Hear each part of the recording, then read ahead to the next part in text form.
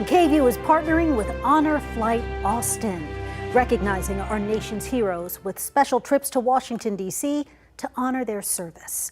And tonight, as part of our partnership, we want to introduce you to an extraordinary veteran from the war in Vietnam. Here's KVUE's Bob Buckaloo. For retired Air Force Colonel Jack Crownover, it's been a long journey from the battlefields of Vietnam to this sunny day at Lake Travis High School. 55 years since he flew transport planes during the war in Southeast Asia. We're going to go over in here, right through this door here. Today, he faces high school seniors who will be interviewing him for a class writing project. What made you decide to go into the military? What made you decide the branch you went to? It was pretty easy for me because I came from an Air Force family. My father was a B-17 pilot during World War II. And then he and I and my father-in-law all went to Vietnam at the exact same time, and we served together.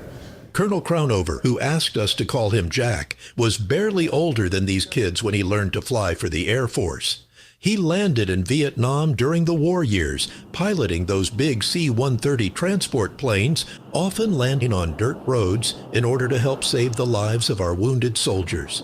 I brought out a lot of young people who were the age of my grandchildren today, and I can get emotional over that.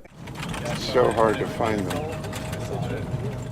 Jack recently visited the Vietnam War Memorial in Washington, D.C.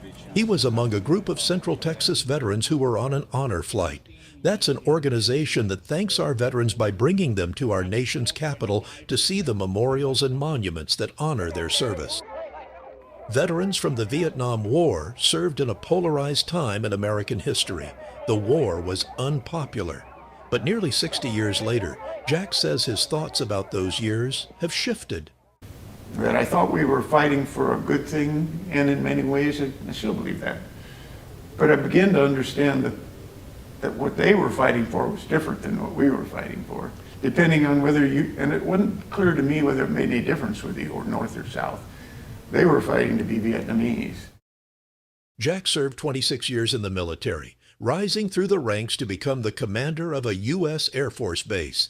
Today, he works with organizations that help veterans who are dealing with PTSD. Nice to meet you. And he says he loves going back to school to share the stories of his service to America with a new generation. Bob Buckaloo, KVUE News.